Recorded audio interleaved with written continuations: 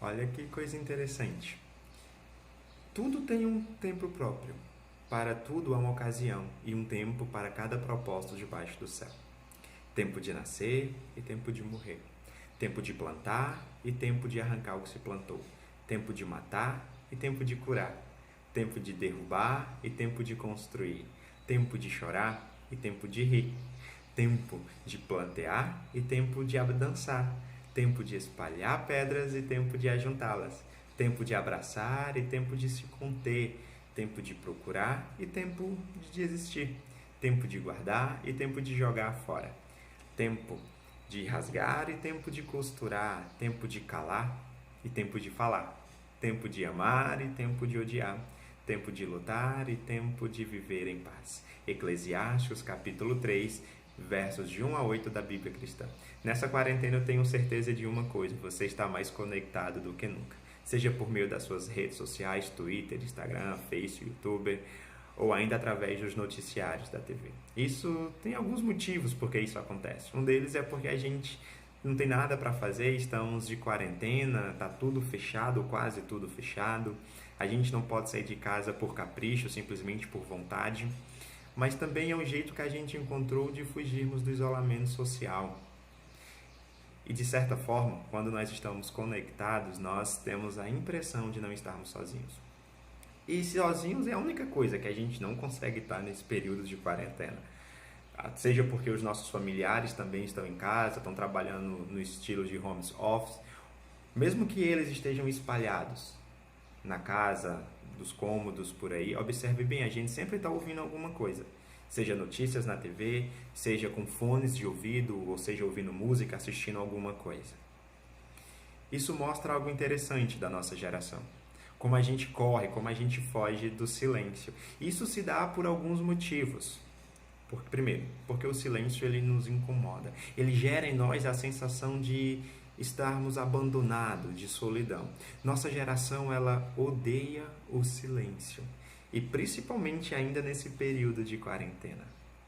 De certa forma, eu diria que nós temos medo do silêncio. Mas medo de quê? Por quê? Porque o silêncio ele pode nos revelar algumas coisas. No silêncio nós conseguimos ouvir os nossos ruídos mais obscuros, aquilo que está guardado dentro de nós. Nossos desejos, nossas vontades, nossos sonhos. E dentro dessas coisas, dentro desses sonhos, desejos, vontades, tem coisas que a gente não quer lembrar.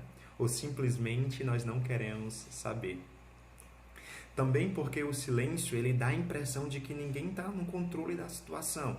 Porque nós estamos acostumados a usar as palavras para controlar o tempo, as pessoas. São tempos difíceis, tempos complicados, tempo que gera angústia em nós. Então é claro que a gente precisa estar o máximo conectado possível. Mas deixa eu te dizer uma coisa. Estar informado de tudo não quer dizer que nós precisamos estar sempre de frente à televisão e conectado às nossas redes sociais. Eu queria te chamar para desconectar-se um pouco. Isso mesmo, para ver menos TV, ouvir menos notícia, ler menos notícia, até porque as notícias hoje em dia não trazem notícias muito boas. Normalmente elas geram mais angústia e preocupação em nós. Angústia, medo são coisas, sentimentos que Jesus conhecia muito bem, por incrível que pareça. Porém, ele tinha desenvolvido um hábito em sua vida que lhe ajudava a passar por todos os períodos de sua vida, inclusive os períodos difíceis. E ele nos convida a desenvolvermos esse hábito também em nossas vidas, nos dias de hoje. Jesus nos convida a sairmos da solidão e entrarmos na solitude. Mas antes, deixa eu te dizer uma coisa: solidão não é solitude. Solitude é o estado de estar só, desacompanhado, isolado, quase uma quarentena. Solitude é um interior preenchido, é a condição mental, é um estado de coração. Solitude não é estar simplesmente sozinho, pois é bem provável você ser um eremita no deserto sem jamais experimentar a solitude. Solitude é a liberdade de ficar sozinho, não para se afastar de pessoas, mas para ouvir melhor o sussurro divino.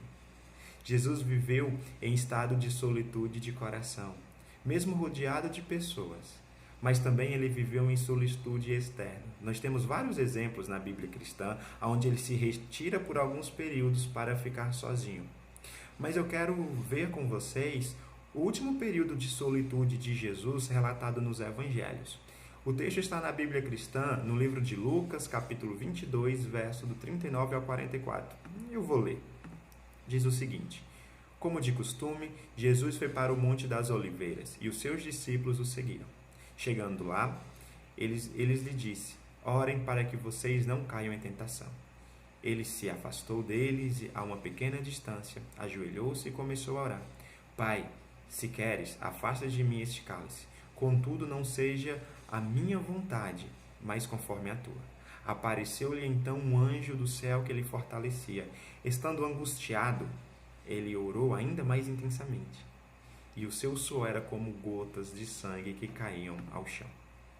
O texto se passa momentos antes de Jesus ser preso, julgado e condenado à morte. O texto nos mostra que quando Jesus estava angustiado, com medo, preocupado, ele recorreu a Deus. Seu medo e sua angústia era tamanha que o seu suor era como gotas de sangue. O medo, a angústia de Jesus não era pelo Covid-19 ou pela quarentena ou ainda pelas notícias ruins da TV. Não era. Era porque ele sabia que o seu propósito, o seu plano de libertar o ser humano, de trazer cura ao ser humano do vírus do pecado estava para se cumprir. Todo ser humano ele já nasce infectado por esse vírus, que nos afasta de Deus, que mata não só o nosso corpo, mas também o nosso espírito. Deus, ele que tanto amou a sua criação, ele enviou Jesus Cristo para se colocar em nosso lugar e mesmo assim, sem cometer nenhum pecado, ele morre em nosso lugar. Ele ressuscita ao terceiro dia para nos garantir que a morte não tem mais domínio sobre aqueles que nele depositam a sua fé e a sua esperança. Jesus conseguiu passar por os seus tempos difíceis, pelos seus períodos difíceis, através do relacionamento dele com Deus, na oração, na prática da solitude. Sem silêncio não existe solitude. Poucas vezes o silêncio é deixar de falar, mas é sempre parar para ouvir. Deixar de falar sem ouvir a Deus com o coração não é silêncio. Existe um antigo provérbio que diz o seguinte: todos os que abrem a boca fecham os olhos. O propósito do silêncio e da solitude é ter a capacidade de ver e ouvir. A chave para o silêncio é o controle e não a ausência do barulho. Na solitude, nós aprendemos quando falar e quando abster-se, ou seja, deixar de falar. Nesse tempo de incertezas, de medo, de angústia, de solidão, onde muito se tem falado sobre Deus, saia um pouco de frente dos noticiários, desconecte-se um pouco das suas redes sociais, saia da solidão e entre na solitude, conecte-se com Deus. E como começar isso, como desenvolver essa solitude, esse hábito de se relacionar com Deus? O interessante é que ninguém corre uma maratona de primeira, sem antes correr uma meia maratona ou ainda uma corrida de 50, de 100 metros. É assim que eu queria te trazer alguns exemplos e talvez te conduzir, te ajudar a entrar na solitude. Vamos começar com os pequenos passos, correndo nossos primeiros 50 metros, para quem sabe depois a gente conseguir correr uma maratona. E que tal, então, nós aproveitarmos os primeiros momentos da manhã, ali quando os nossos familiares ainda não acordaram, tá aquele silêncio, às vezes só os pássaros cantando. Não fale nada. Prepare um cantinho silencioso para você, aonde você possa meditar na palavra das Escrituras. Pode ser qualquer lugar, um quarto, uma sala, uma garagem, uma cozinha, até um banheiro. Só precisa ser um local silencioso.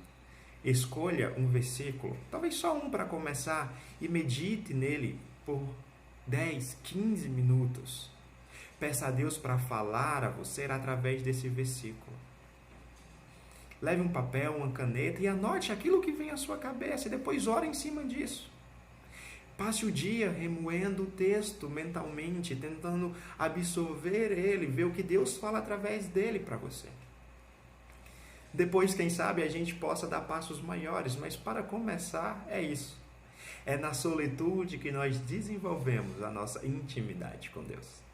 É na solitude que descobrimos que talvez a gente não saiba orar. Olha que interessante. Nós só temos a impressão de que sabemos. Pois oração é Orar segundo os pensamentos de Deus. Desejar as coisas que Ele deseja, amar as coisas que Ele ama. Ainda, amar o que Ele ama, querer as coisas que Ele quer. Mas para isso precisamos nos relacionar com Ele. Aí entenderemos que orar não é falar, mas sim ouvir. É um trecho de um livro que eu li. Acomode-se na solitude e você se defrontará com Ele dentro de si. Frase de Teresa de Ávila.